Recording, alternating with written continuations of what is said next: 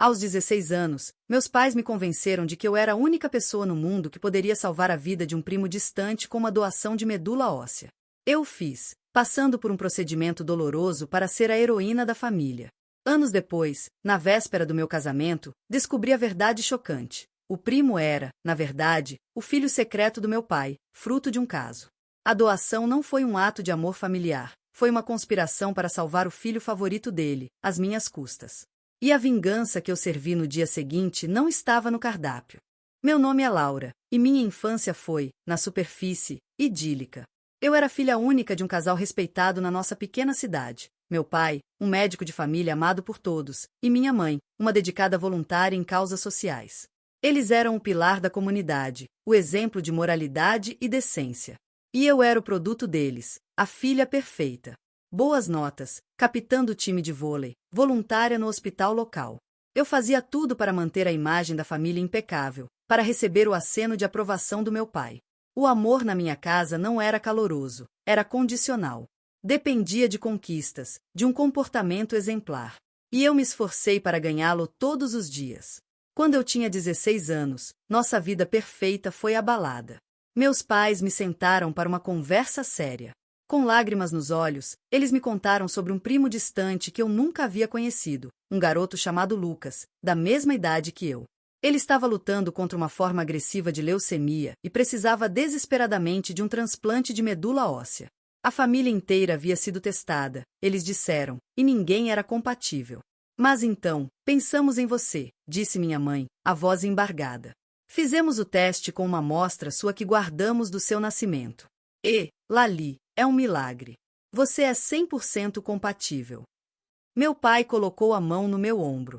Você é a única esperança dele, filha. Você pode salvar a vida dele. Eu não hesitei. A ideia de ser uma heroína, de fazer algo tão profundamente bom, de finalmente garantir o tipo de orgulho inquestionável que eu sempre busquei, era irresistível. Eu concordei imediatamente. O processo foi exatamente tão doloroso quanto me avisaram. As injeções, a extração, as semanas de recuperação com dores nos ossos. Mas eu suportei tudo com um sorriso. Eu havia salvado meu primo. A família me celebrou. Recebi presentes, elogios. Pela primeira vez, senti que havia feito algo que nem mesmo as expectativas mais altas dos meus pais poderiam diminuir. Lucas, o primo, eu nunca o conheci pessoalmente. Meus pais disseram que a família dele era muito reservada e que, após o transplante bem-sucedido, eles se mudaram para outra cidade para que ele pudesse se recuperar em paz. Eu recebi um cartão de agradecimento, assinado por sua tia Grata. E a vida seguiu. A história da minha doação se tornou uma lenda familiar, a prova da minha bondade inerente. Eu usei essa validação para me impulsionar.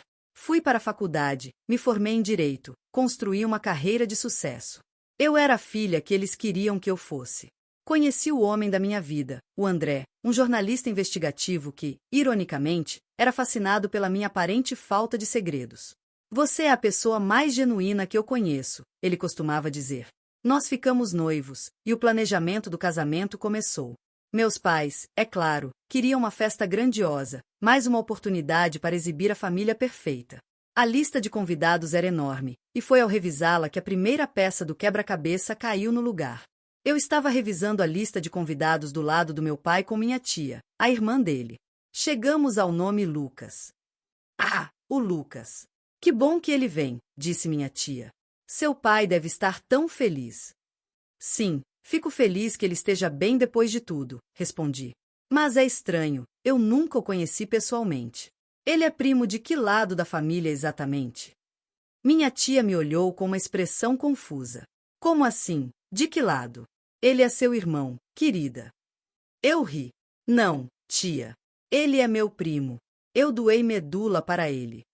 O sorriso desapareceu do rosto dela. Laura, ela disse lentamente. Seus pais te disseram que o Lucas era seu primo? Naquele momento, eu soube. O sangue fugiu do meu rosto. Ele não é. Não, querida, ela disse, a voz cheia de uma pena que me aterrorizou. O Lucas é filho do seu pai. De um caso que ele teve, anos atrás. A mãe do menino o abandonou, e seu pai o tem sustentado em segredo desde então. A leucemia, nós todos sabíamos. Mas pensávamos que você também sabia. Pensávamos que você doou sabendo que ele era seu meio-irmão. A sala começou a girar. Irmão. Filho secreto. Caso. As palavras ricocheteavam na minha cabeça. A história inteira, o primo distante, o milagre da compatibilidade, tudo era uma mentira. Uma mentira elaborada para me convencer a salvar o filho ilegítimo do meu pai. A compatibilidade não foi um milagre, era genética. Saí da casa da minha tia em um estado de choque. Dirigi sem rumo por horas, a traição se desenrolando em minha mente em camadas de horror. Meu pai, o pilar da moralidade, tinha um filho secreto. Minha mãe, a santa voluntária, sabia e foi cúmplice na mentira para me usar. Eles não me pediram para salvar um parente. Eles me usaram como um banco de órgãos para consertar o erro mais sujo do meu pai. E a história que eles contaram para a família, de que eu sabia e concordei, me pintou como uma cúmplice voluntária de sua farsa. Quando finalmente cheguei em casa, contei tudo ao André. Como jornalista investigativo, ele não se chocou. Ele ficou furioso. Eles não apenas mentiram para você, Lali, ele disse, a voz baixa e perigosa. Eles cometeram fraude. Fraude médica e emocional. Isso é monstruoso. A confrontação com meus pais foi na noite seguinte. Eu os convoquei na minha casa. Sentei-os no meu sofá, o mesmo sofá onde tantas vezes ouvi sermões sobre honestidade e integridade. Eu sei sobre o Lucas, eu disse, sem rodeios. Eu sei que ele é meu irmão. O pânico no rosto deles foi a única confissão de que eu precisava. Eles tentaram se justificar. Meu pai falou sobre proteger a família do escândalo. Minha mãe chorou sobre não ter escolha. Ele ia morrer, Laura, ela soluçou. Nós não tínhamos outra opção compatível. O que você queria que fizéssemos? Deixássemos seu irmão morrer? Meu irmão, eu gritei, a raiva finalmente explodindo. Eu nem sabia que tinha um irmão. Vocês me usaram. Vocês mentiram para os médicos, mentiram para mim, me fizeram passar por um procedimento médico doloroso sob falsos pretextos. Isso não foi para salvar um filho, foi para esconder um segredo. A discussão foi a pior da minha vida. Cada desculpa que eles davam apenas revelava a profundidade de seu egoísmo. Eles não se arrependiam da mentira, apenas de terem sido descobertos. No final, meu pai, vendo que não conseguiria me manipular, recorreu à sua tática de sempre, a autoridade. Já chega, Laura. O que está feito, está feito. Lucas está vivo, e é isso que importa. Agora, temos um casamento para planejar. Não vamos deixar que esse drama do passado estrague tudo. Eles realmente acreditavam que podiam simplesmente varrer tudo para debaixo do tapete. Que eu, a boa filha, a pacificadora, eventualmente cederia e manteria o segredo para proteger a imagem da família. E talvez a antiga Laura o fizesse. Mas a mulher sentada à frente deles, com a verdade queimando em suas veias, era diferente. Não, eu disse, a voz calma e firme. Não há mais casamento para planejar. O quê? Disse minha mãe, chocada. André e eu vamos nos casar, sim. Mas vocês não estão convidados. Nenhum de vocês. Nem o Lucas. Na verdade, a partir desta noite, vocês não fazem mais parte da minha vida. A reação deles foi de pura incredulidade, como se eu tivesse acabado de anunciar que iria morar na Lua. A ideia de que eu, a filha obediente, pudesse cortá-los era algo que nunca havia entrado em seu universo de possibilidades. E foi então que eu decidi que apenas cortá-los não era o suficiente. Eles construíram suas vidas sobre uma imagem de perfeição, uma imagem que eu ajudei a manter. Era hora de quebrar o espelho. E tenho mais uma coisa para vocês, eu disse, pegando meu telefone. André e eu estivemos ocupados. Ele é um bom jornalista, sabe? E ele encontrou algumas coisas muito interessantes sobre o passado do papai. Eu mostrei a eles a tela. André, usando suas habilidades, havia desenterrado tudo. Não apenas sobre o caso que resultou no nascimento de Lucas, mas sobre outros casos, outras indiscrições financeiras, outros segredos que o médico perfeito havia escondido por anos. Eu vou me casar no próximo sábado, eu anunciei. Será uma cerimônia pequena, apenas para os amigos mais próximos. E na segunda-feira seguinte, cada detalhe da sua vida secreta, pai, será matéria de capa do maior portal de notícias do país, escrita pelo meu talentoso marido.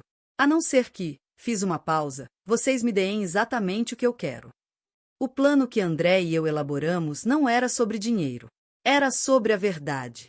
Era sobre consequências. E eles, pela primeira vez na vida, não tinham controle sobre a narrativa. O que eu queria era simples e, para eles, devastador. Eu exigia uma confissão pública. Na véspera do meu casamento, meus pais teriam que organizar uma reunião de família com todos os tios, tias e primos. E, na frente de todos, eles teriam que contar a verdade. A verdade completa. Sobre o caso do meu pai. Sobre o nascimento de Lucas. Sobre a mentira do transplante. Sobre a manipulação. Sem desculpas, sem justificativas. Apenas os fatos. E o Lucas teria que estar lá para ouvir. Se vocês fizerem isso, eu disse, a matéria do André nunca será publicada. O segredo de vocês morrerá naquela sala. Se recusarem, o mundo inteiro saberá quem vocês realmente são. Eles estavam encurralados. A escolha era entre a humilhação privada ou a aniquilação pública de sua reputação. Eles escolheram a primeira. A reunião de família foi a cena mais tensa e surreal que eu já testemunhei. Eu e André ficamos no fundo da sala, observando. Meu pai, o grande patriarca, parecia pequeno e quebrado enquanto, com a voz trêmula, confessava décadas de mentiras. Minha mãe chorava silenciosamente ao seu lado. Vi os rostos dos meus parentes passarem do choque à repulsa. E o Lucas, o garoto que eu salvei, o irmão que eu nunca soube que tinha, apenas olhava para o chão, o peso de uma vida construída sobre um segredo finalmente desabando sobre ele. Quando terminaram, um silêncio pesado preencheu a sala. Ninguém sabia o que dizer. Eu me levantei, caminhei até o Lucas e, pela primeira vez, falei com ele como uma irmã. Nada disso é culpa sua, eu disse. Você é tão vítima quanto eu. Ele apenas assentiu, as lágrimas escorrendo pelo seu rosto. Eu me casei no dia seguinte. Foi uma cerimônia pequena e linda, na praia, cercada apenas por pessoas que nos amavam de verdade. Meus pais não estavam lá. Após a confissão, a dinâmica da nossa família se estilhaçou. Alguns parentes se afastaram deles em desgosto. Outros, por pena, tentaram manter uma relação, mas a confiança havia sido irremediavelmente quebrada. Eles conseguiram manter o segredo fora do domínio público, mas perderam o respeito de todos que importavam. E eu encontrei minha paz. A vingança não foi doce. Foi necessária. Ela não consertou o passado, mas me libertou dele. Ao forçá-los a confrontar a verdade, eu não os destruí, eu apenas os forcei a viver, pela primeira vez, sem suas máscaras. E eu me libertei da necessidade de ser a filha perfeita. André e eu estamos construindo nossa própria família, uma baseada em honestidade e confiança. E, recentemente, o Lucas tem nos visitado. A jornada dele para entender quem ele é será longa. Mas, de uma forma estranha, em meio a toda essa bagunça, nós dois, os dois filhos sacrificados no altar da imagem perfeita dos nossos pais, estamos finalmente começando a nos encontrar. E isso, eu acho, é o tipo de verdade que vale a pena lutar.